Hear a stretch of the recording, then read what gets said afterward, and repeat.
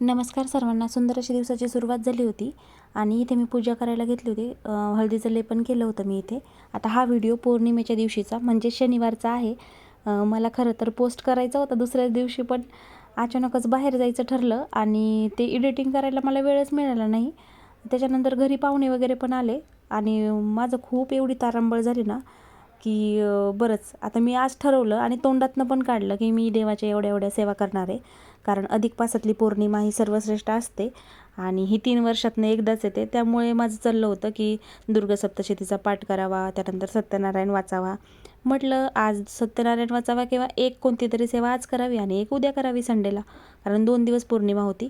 पण तसं काही झालंच नाही. अचानक दुसऱ्या दिवशी गावाला जायचं म्हणून म्हटलं आजच सगळ्या सेवा कराव्या. म्हटलं ठीक आहे, आपण घरीच आहे म्हटल्यावर करू शकतो. पण कसलं काय त्याच्यामध्येच म्हणजे ते देवाने घेतलेली एक परीक्षा होती की तू करू शकते की नाही माझी सेवा. मग इथे मी देवीची स्थापना वगैरे केली, मंगल कलशाची, नंतर तुळजाभवानीची आणि देवीची ओटी भरायला घेतली होती. आता खरं तर ही ओटी मूळ स्थानावर जाऊन भरायची असते तुळजापूरला, पण तसं शक्यच झालं नाही. अगोदर ठरवलं होतं की जाऊयात अधिक मासामध्ये तुळजापूरला, पण काही कारणास्तव ते शक्यच झालं नाही. म्हणतात ना, देवाने बोलवल्याशिवाय आपण तिथे जाऊच शकत नाही. जेव्हा ती देवी बोलवेल तेव्हाच आपण जाऊ शकतो. मग म्हटलं जाऊ द्या, काय हरकत नाही. पूजाच करायची तर घरी पण करू शकतो, ओटी भरायची तर घरी पण भरू शकतो. मग इथे मी देवीची छान अशी ओटी भरून घेतली होती आणि 2-2.5 तास मी हा दुर्गा सप्तशतीचा पाठ केला. त्यानंतर थोडे पाहुणे आल्यामुळे मी शूटच केलं नाही. डायरेक्ट संध्याकाळी इथे मी सत्यनारायणाचा प्रसाद भाजायला घेतला होता. आधी प्रसाद भाजला आणि नंतर मग पूजेची स्थापना करायला इथे घेतली होती. थोडंसं कलश वगैरे स्थापन केला, त्याच्यामध्ये आंब्याची पानं, नागवेलीची पानं वगैरे टाकली, सुपारी, नंतर एक रुपयाचं नाणं. आता ही पूजा सगळ्यांना माहिती आहे कशी करायची, कारण बरेच जे आध्यात्मिक ज्यांचे चॅनल आहेत त्या ताई वगैरे सांगतात. आंब्याची पानं मला रेअरली मिळतच नाही, शक्यतोवर तर नाहीच मिळत. पण आज काय म्हणतात ना, सगळं शुभयोग घडून आला आणि देवाला माझ्याकडून सेवा करून घ्यायचीच होती. त्यामुळे एक मैत्रीण सहजच शेतात निघाली आणि मी तिला म्हटलं, अगं आंब्याची पानं आणशील का? तर हो म्हणाली आणि घेऊनसुद्धा आली. त्यामुळे आज सगळं छान पॉझिटिव्हच घडत होतं.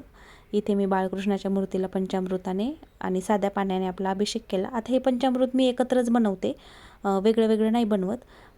म्हणजे नाही का, वेगळं दही दूध वगैरे ठेवण्यापेक्षा ते एकत्रच केलेलं बरं. कच्चं दूध, दही, मध, साखर आणि तूप मिळून पंचामृत घेतलं, त्याने अभिषेक घातला. नंतर बाळकृष्णाची मूर्ती असे वरील ताम्हणामध्ये मी स्थापन केली आणि छान अशी पूजा करून घेतली. त्या तुळशीपत्र व मंजुळा नंतर ते वाहल्या खाली. मग ते 3 देवांची, गणपती, कुलदेवी आणि वरुणदेव, त्यांचीसुद्धा मी पूजा करून घेतली. इथे सत्यनारायणाचा छोटा फोटो होता, त्याला पण गंध अक्षदा लावून पूजा केली आणि खूप प्रसन्न वाटत होतं. आता पूजा हे आपल्याला काय मिळावं म्हणून नसतात करायच्या, ते आपल्याला पॉझिटिव्ह वाटावं आणि आपली इच्छा असते. तर ज्याची इच्छा असते ते करतं, ज्याचे नाही करत ते नाही करत. त्यानंतर इथे मी छानपैकी आरती वगैरे करत होते. सत्यनारायणाची पोथी वाचली, आरती केली आणि संध्याकाळीचे मात्र स्वयंपाक वगैरे करायचा होता मला पाहुणे आल्यामुळे. त्यामुळे मला काही संध्याकाळचं शूट घेता आलं नाही, त्यांच्यासमोर मी घेतलंही नाही. आता स्वयंपाक वगैरे भरपूर केला होता आणि जो प्रसाद सत्यनारायणाच्या याला भाजला शिऱ्याचा, तोच प्रसाद देवीलासुद्धा ठेवला होता. खरं तर देवीसाठी खीर करायची होती, पण ते शक्यच नाही झालं. आता अशी काहीशी ही पूजा दिसत होती आणि घरातही खूप प्रसन्न वाटत होतं. चला इथेच मी एंड करते. Bye bye. भेटू एका नवीन व्हिडिओमध्ये.